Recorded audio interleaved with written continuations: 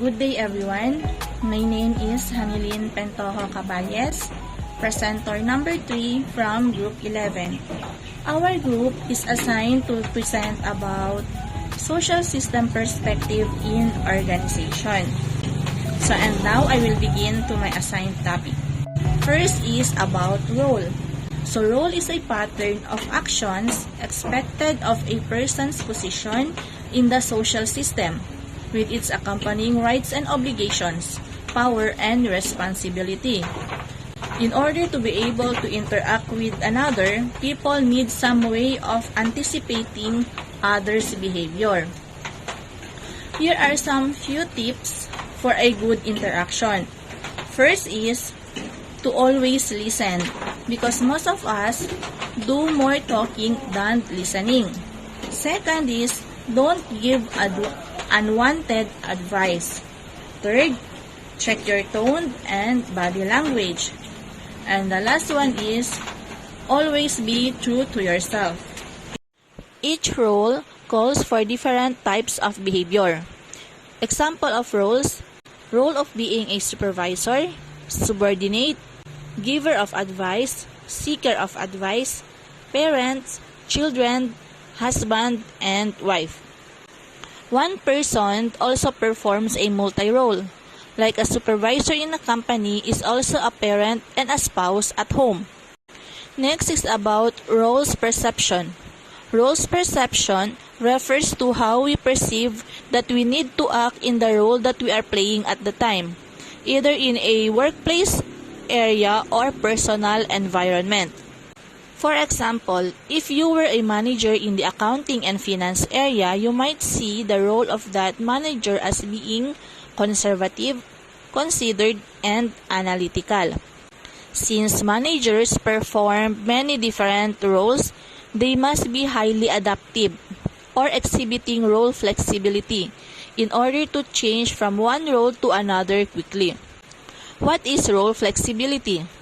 This is the capacity to react or act different according to your role or status, which brings a change in an individual's regular behavior. Next is about role conflict. Role conflict is when others have different perceptions or expectations of a person's role. That person tends to experience a role conflict. Such conflicts makes it difficult to meet one set of expectations without rejecting others. Role conflict happened because he or she did not able to meet the expectations of others towards him or her. When role conflicts occurs, these are expected to happen. First is work disruptions, decreased productivity, project failure, absenteeism, and emotional stress. Next is about role ambiguity. This is similar to role confusions.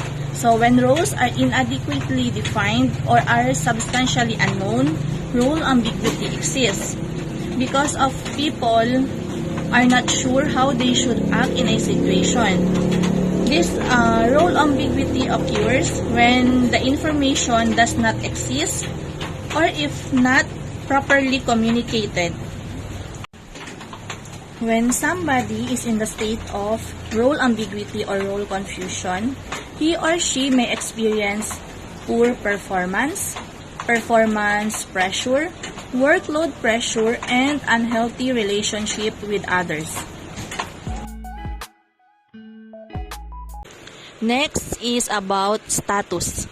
Status is the social rank of a person in a group. It is a mark of the amount of recognition, honor, esteem, and acceptance given to a person. Within the groups, differences in status apparently have been recognized ever since this civilization began. Wherever people gather into groups, status distinctions are likely to arise because they enable people to affirm the different characteristics and abilities of a group member. Loss of status, sometimes called losing face or status deprivation. To some, it is considered a much more devastating condition because for them, losing of status also means losing of recognition. High status.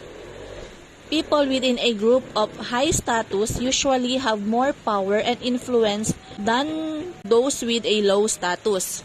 Usually, people who belong to this status are those from the politics.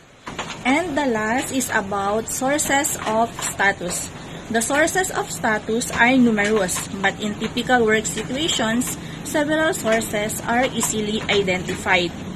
Education and job level are two sources of higher status. And that is the end of my report. Once again, good day.